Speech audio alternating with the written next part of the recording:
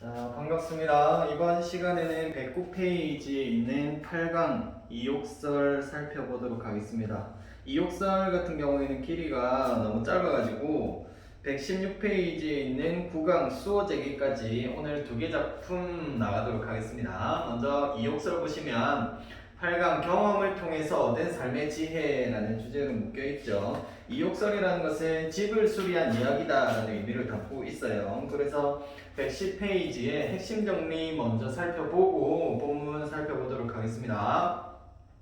자, 110페이지 핵심 정리 첫 번째, 갈래 보시면 한문수필이라고 되어 있죠. 한문으로 쓰여졌는데 나중에 번역이 된 겁니다. 그 다음 설이라고 되어 있는데요. 우리가 저번 시간에 교술갈래에 대해서 설명할 때 기와 설 같은 경우에는 고전수필로 우리가 분류해 볼 수가 있다라고 했었습니다. 그런데 설 같은 경우에는 어떤 특징이 있냐면 첫 번째, 작가가 자신의 경험을 토대로 해서 그 경험에 대한 자신의 깨달음을 제시하는 이런 순서로 진행이 된다는 특징이 설갈래의 특징입니다. 자, 그 다음 성격을 보시면 교훈적이고 경험적이고 유추적이다라고 되어 있죠. 유추는 우리가 너무 많이 살펴봤었는데 일반적으로 둘 이상의 대상의 공통점을 토대로 해서 어떤 다른 부분도 유사할 것이다 라고 추측해 보는 것이 유추였습니다. 여기에 나타나는 유추 같은 경우에는 집을 수리한 경험을 토대로 해서 그 의미를 점점 확장하고 있는데요. 여기에서는 자신이 경험한 사실을 자, 바탕으로 해서 유사한 사건이라거나 내용을 추측하는 형태,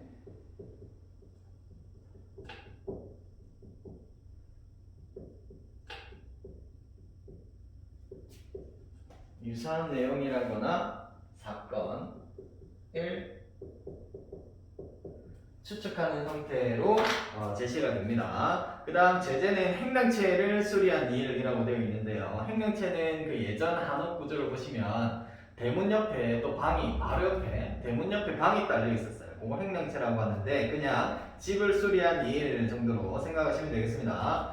그 다음 주제는 잘못을 미리 알고 고쳐나가는 자세의 중요성. 요거는 본문을 통해서 왜 이런 주제가 나오게 되는가 한번 살펴보도록 하고요. 특징 같은 경우에는 첫 번째 사실, 의견의 구성 방식을 취한다라고 되어 있는데요. 이게 바로 이 경험, 깨달음의 구성 방식이다라고 보시면 되겠습니다. 자기가 직접 경험한 일을 바탕으로 해서 어떤 깨달음을 얻었는가를 제시하는 것이다. 그 다음 두 번째, 유추의 방법으로 글을 전개하고 있습니다. 자, 경험한 사실을 바탕으로 해서 유사한 내용 그리고 사건을 추측한다라고 했죠. 집을 수리한 경험을 바탕으로 해서 사람, 그 다음 정치로까지 그 의미를 점점 확대하고 있다, 확장하고 있다.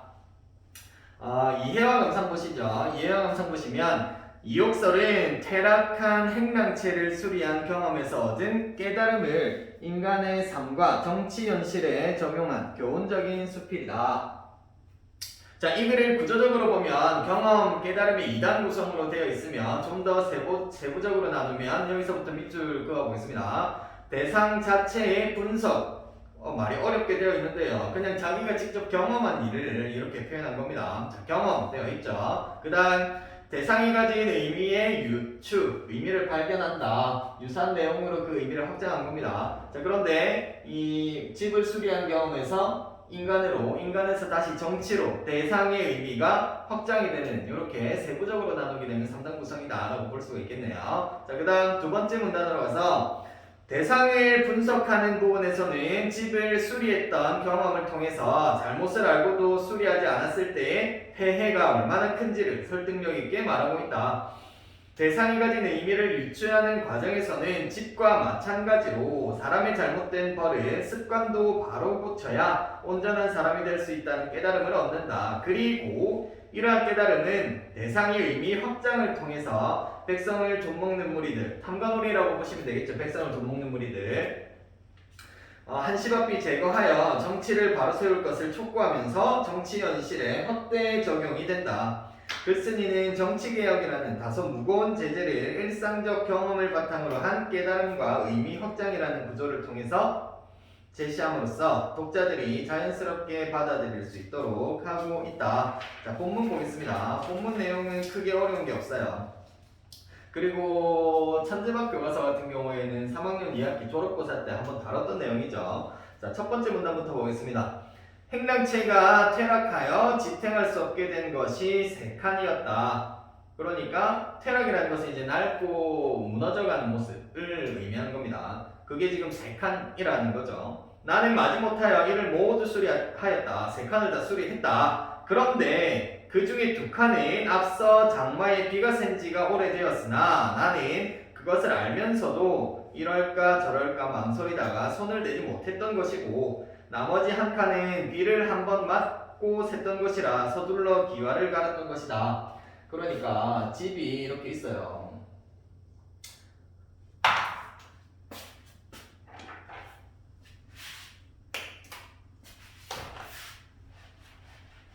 자, 행령체가 이렇게 있습니다.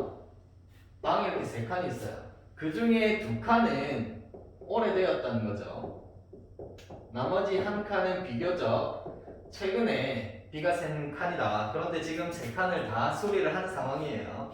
자, 그 뒤에 이어서 보시면요. 이번에 수리하려고 본즉 비가 샌 지 오래된 것은 그 석가래, 추녀, 기둥, 들보가 모두 썩어서 못쓰게 되었던 까닭으로 수리비가 엄청나게 들었고, 그러니까 비가 샌 지 오래되었던 여기 두 칸 같은 경우에는 여기 나와 있는 뭐 석가래, 추녀, 기둥, 들보 같은 경우에는 집을 짓는 그 제목, 나무, 재료들이 되겠죠. 얘네들이 다 썩어가지고 쓸모가 없게 된 거예요. 그래서 수리비가 어마어마하게 들었다. 한 번밖에 비를 맞지 않았던 한 칸의 제목들은 완전하여 다시 쓸 수 있었던 까닭으로 그 비용이 많지 않았다. 자, 여기 비교적 최근에 바로 고친 이 한 칸 같은 경우에는 제목들이 아직 살아있어가지고 수리비가 적게 들었다라고 자신의 경험을 첫 번째 문단에서 제시하고 있습니다. 집을 수리한 경험을 제시하고 있죠. 자, 두 번째 문단으로 넘어가서 나는 이에 느낀 것이 있었다. 사람의 몸에 있어서도 마찬가지라는 사실을 여기 밑줄 긋겠습니다. 사람의 몸에 있어서도 마찬가지라는 사실을 일단은 문장의 구조 도치라고도 볼 수 있겠네요. 자, 여기에 밑줄 그으시고요. 여기서는 첫 번째 깨달음이 제시가 되고 있는 겁니다. 첫 번째 깨달음. 안 돼.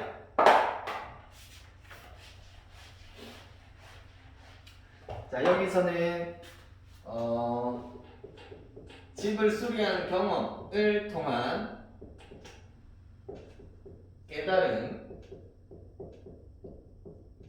1. 첫 번째 깨달음이 제시가 됩니다. 사람의 몸에 있어서도 마찬가지라는 사실 여기 밑줄 그으시고 집을 수리한 경험을 통한 깨달음 첫 번째 잘못을 알고서도 바로 고치지 않으면 곧 그 자신이 나쁘게 되는 것이 마치 나무가 썩어서 못 쓰게 되는 것과 같으며 잘못을 알고 고치기를 꺼리지 않으면 해를 받지 않고 다시 착한 사람이 될 수 있으니 저 집의 제목처럼 말끔하게 다시 쓸 수 있는 것이다 라고 하면서 행랑체와 무엇이 비슷하다라고 얘기를 하고 있는 거예요.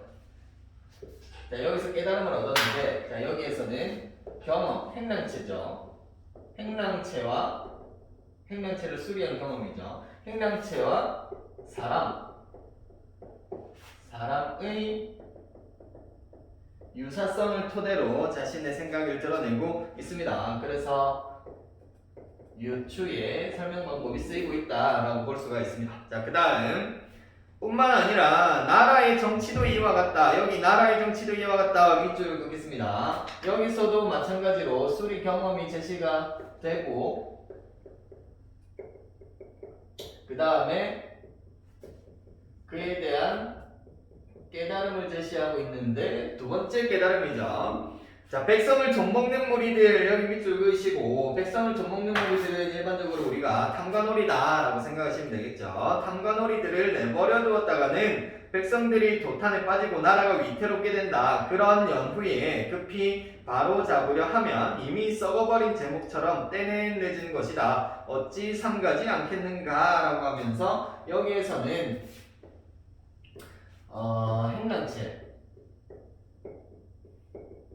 행랑체와 정치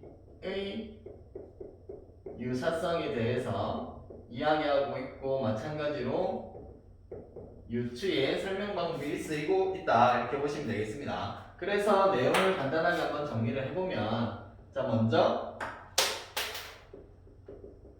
펜이 아주 제대로 된 게 없네. 먼저 자신이 그 행량체를 수리한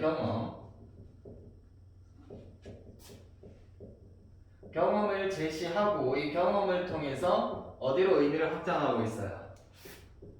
자, 인간의 몸, 사람도 똑같다. 사람도 자신의 잘못을 알고 빨리 고치면 수리비가 적게 든다. 바로 착하게 될 수가 있다라는 얘기였고요. 그 다음에 더 의미를 확장해가지고 정치도 마찬가지다. 탐관오리를 빨리 솎아내지 않는다면 나라가 도탄에 빠질 수가 있다. 그렇기 때문에 행랑체를 수리한 경험을 통해서 의미를 점점 여기 나와 있는 유사한 내용을 통해서 다른 내용 혹은 다른 사건을 추측하는 유추의 설명 방법이 쓰이고 있다라고 생각하시면 되겠네요. 자, 이욕설은 여기까지 살펴보고요. 뒤에 수호제기를 한번 살펴보겠습니다. 수호제기 9강입니다. 116페이지에 있는 수호제기.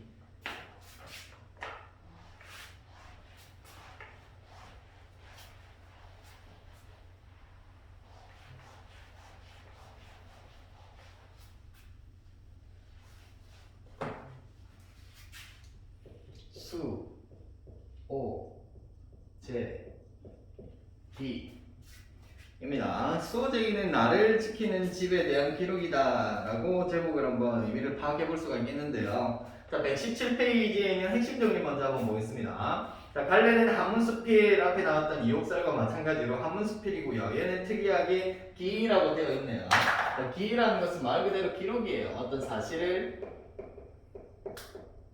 기록한 것이다. 그래서 이 과정에서 그 작가의 생각이 직접적으로 독자들에게 전달이 되는 이런 구조를 취하고 있다라는 특징이 있습니다. 자, 그 다음 성격.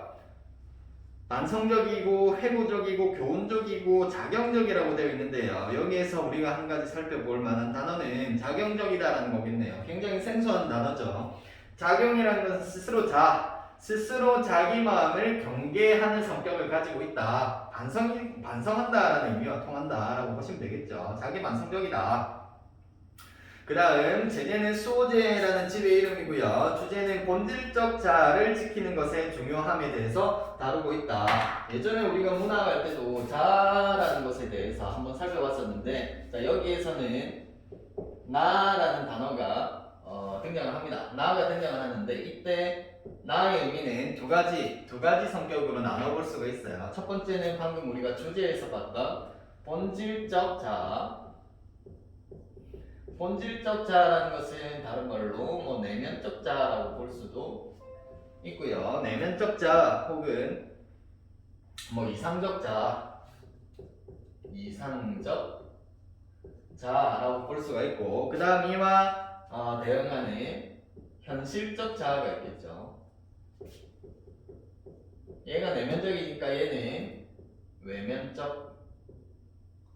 외면적 자아 이렇게 보시면 되겠습니다. 자, 여기서 예를 들어서 이 자아가 등장하니까 많이 어렵잖아요. 예를 들면 이런 거예요. 본질적 자아 같은 경우에는 지금 내가 꿈을 들어서 설명해 볼까요? 내가 꿈이 있어요. 그 꿈을 이루기 위해서 그 꿈을 간직하고 있는 자아다라고 보시면 되고요. 현실적 자아 같은 경우에는 본질적 자아와 일치한다면 그 꿈을 위해서 정진하는 모습을 보여야 되겠죠. 그런데 내 꿈이 미술가다. 미술을 하는 것이 그림을 그리는 게 꿈이다 라는 것이 본질적 자아라면 현실적 자아 같은 경우에는 지금 예를 들어서 TV 앞에서 인터넷 강의를 시청하면서 열심히 공부하는 모습을 드러낸다. 이렇게 되면 본질적 자아와 현실적 자아 간의 어떤 충돌이 나타난다라고 보면 되겠죠. 이 작품 같은 경우에도 본질적 자아를 지켜야 한다. 꿈을 위해서 정진해야 된다. 이 정도 의미에서 하시면 되겠죠. 그러나 대부분의 꿈들은 기본적으로 공부가 선행이 돼야 된다라는 거 중요합니다. 자, 그러면 수어제기 특징을 한번 내요. 117페이지의 특징 먼저 보겠습니다. 첫 번째, 자문자답을 통해서 스스로 묻고 스스로 답하는 형식을 취하고 있어요. 그래서 자문자답을 통해서 사물의 의미를 도출하고 있고, 두 번째는 의문에서 출발해서 깨달음을 얻는 과정을 드러냄으로써 독자의 공감을 유도하고 있다. 그래서 질문 던지면 무조건 독자들에게 관심을 유발하고 흥미 혹은 호기심 유발한다고 그랬죠. 자, 첫 번째 116페이지의 첫 번째 문단부터 한번 보겠습니다. 자, 수어제기인데요. 수는 쓰진 않겠습니다. 숫자는 지킬 숫자고요. 오는 나오자입니다. 그 다음 쟤는 집, 기는 기록이니까 나를 지키는 집에 대한 기록이다 정도로 의미해서 하시면 되겠습니다. 첫 번째 문단, 수어제라는 이름은 큰형님이 자신의 집에다 붙인 이름이다. 큰형님의 집 이름이네요. 나는 처음에 이 이름을 듣고 이상하게 생각하였다. 나와 굳게 맺어져 있어서 서로 떨어질 수 없는 가운데 나보다 더 절실한 것은 없다. 그러니 굳이 지키지 않더라도 어디로 가겠는가? 이상한 이름이다. 그러니까 본질적 자아와 현실적 자아는 결국에는 나이기 때문에 내가 따로 케어하지 않더라도 나를 떠나지 않는데 왜 이런 이름을 갖다 붙인 것일까? 라고 의문을 제기한 거죠. 그래서 첫 번째 문단 같은 경우에는 첫 번째 문단은 의문을 제기해서 독자들의 무엇을 관심을 유발하고 있구나 정도 생각하시면 되겠습니다.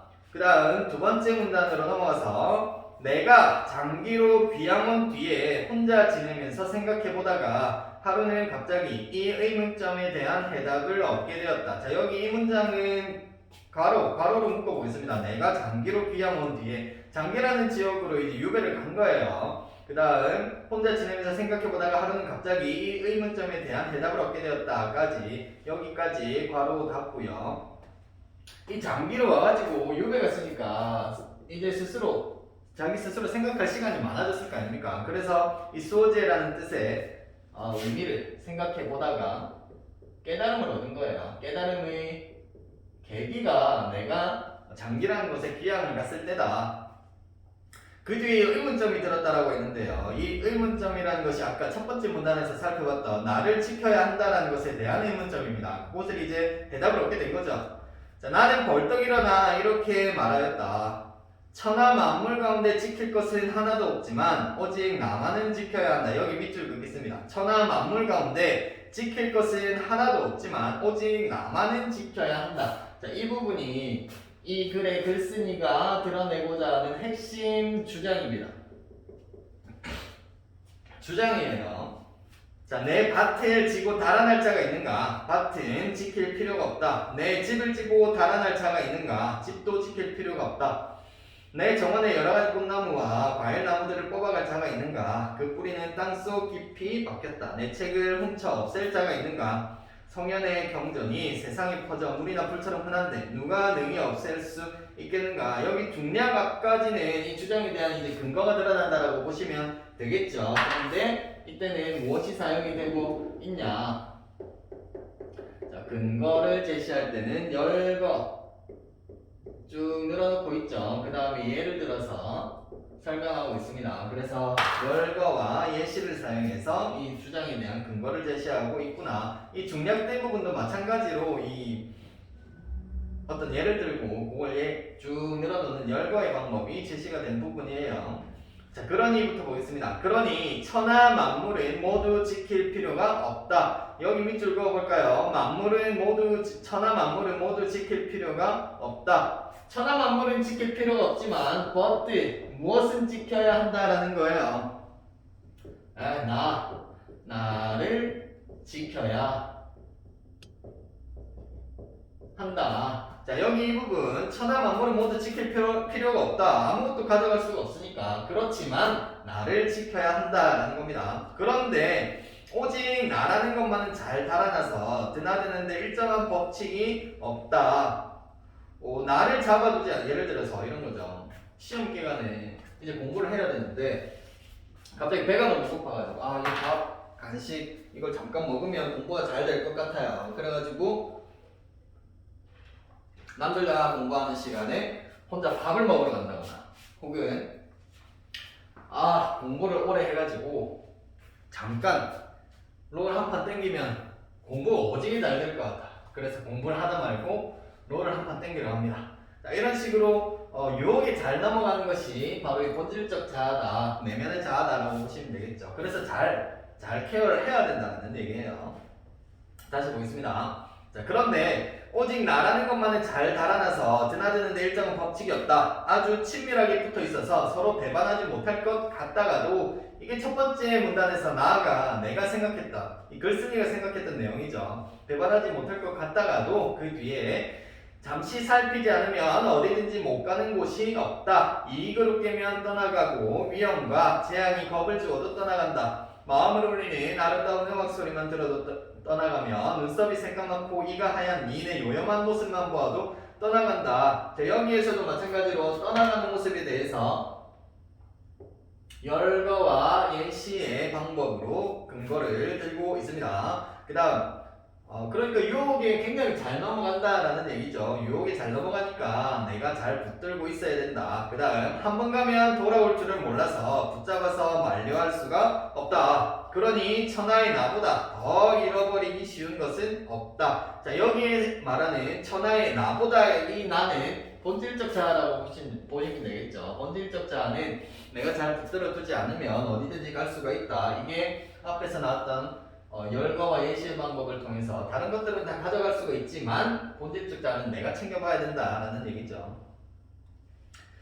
어찌 실과 끈으로 매고 빗장과 자물쇠로 잠가서 나를 굳게 지켜야 하지 않으리요.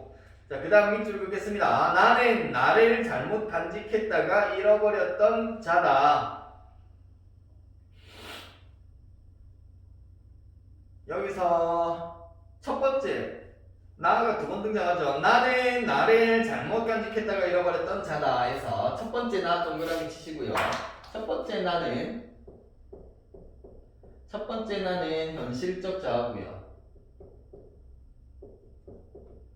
두 번째 나는 본질적 자아입니다.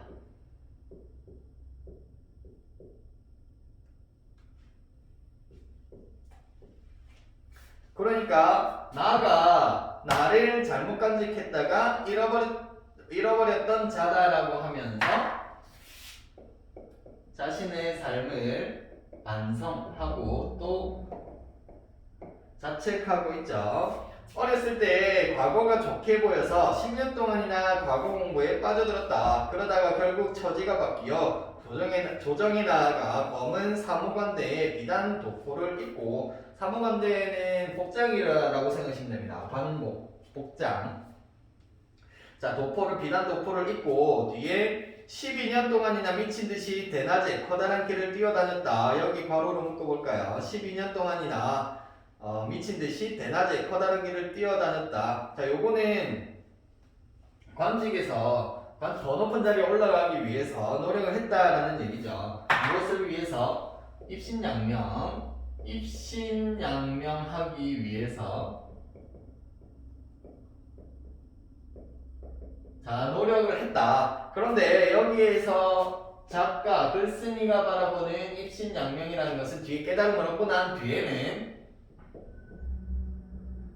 부정적인 대상이 되겠죠. 입신양명을 위해서 12년 동안이나 노력을 했지만 지금 와서 깨닫고 보니까 부질이 없다. 부정적으로 바라보고 있는 겁니다. 그 다음, 그러다가 또 처지가 바뀌어 한강을 건너고 세제를 넘게 되었다. 처지가 바뀌었대요.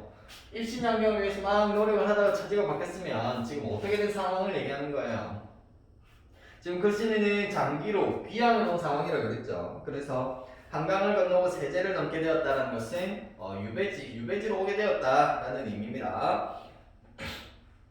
그 다음, 친척과 선영을 버리고 곧바로 아득한 바닷가의 대나무 숲에 달려와서야 멈추게 되었다. 결국 기항을 오게 된 거죠. 이때에는 나도 땀이 흐르고 두려워서 숨도 쉬지 못하면서 나의 발 뒤꿈치를 따라 이곳까지 함께 오게 되었다. 자, 그 다음 넘어가겠습니다.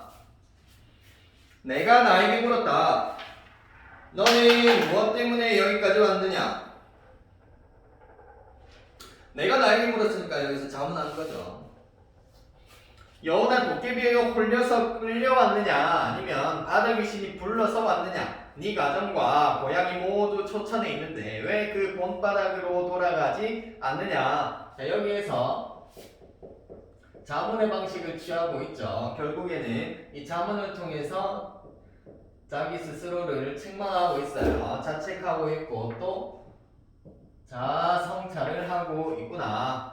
자, 그러나 나는 끝내 멍하니 움직이지 않으며 돌아갈 줄을 몰랐다. 그 얼굴빛을 보니 마치 얽매인 곳에 있어서 돌아가고 싶어도 돌아가지 못하는 것 같았다. 여기서 얽매인 곳이 의미하는 게 뭐겠어요? 현실적 자아가 계속해서 추구했던 벼슬에 대해서 아직 미련이 남아있다라고 봐야 되겠죠. 얽매인 곳 밑줄 그으시고요.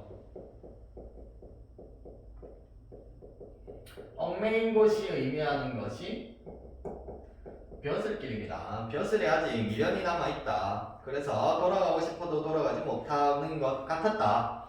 자, 그래서 결국 붙잡아 이곳에 함께 머물렀다. 이때 둘째 형님 좌랑공도 나를 잃고, 여기서 나도 마찬가지로 본질적 자아가 되겠죠. 본질적 자아를 잃고 나를 쫓아 남의 지방으로 왔는데, 형도 지금 유배로운 상황입니다.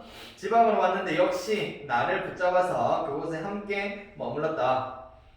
마지막 문단 보겠습니다. 오직 나의 큰형님만이 나를 잃지 않고 편안히 단정하게 수호제에 앉아 계시니 본디부터 지키는 것이 있어서 나를 잃지 않았기 때문이 아니겠는가. 이것이 바로 큰형님이 그 거실에 수호제라고 이름을 붙인 까닭일 것이다. 맹자가 무엇을 지키는 것이 큰가? 몸을 지키는 것이 가장 크다라고 하였으니 라고 하면서 맹자 동그라미 하시고요. 맹자의 말을 인용하고 있네요. 자, 맹자님이 나오셨습니다. 자, 맹자의 말을 인용하고 있어요. 혹은 뭐 고전 인용이라고 볼 수도 있겠네요. 자, 고전을 인용해서 이렇게 인용하는 이유는 뭐겠어요? 자신의 주장에 대한, 자신의 생각에 대해서 뒷받침하는 근거로 쓰는 거죠. 생각을 뒷받침한다. 자신의 생각을 뒷받침한다. 그래서 맹자의 말을 인용하고 있는 것이다 라고 보시면 되겠습니다. 다시 맹자가 무엇을 지키는 것이 큰가? 몸을 지키는 것이 가장 크다라고 하였으니 이 말씀이 진실하다. 나가 나를 지키는 거죠. 내가 스스로 말한 내용을 써서 큰형님께 보이고 수호제의 기로 삼는다. 기록을 한다라는 의미입니다.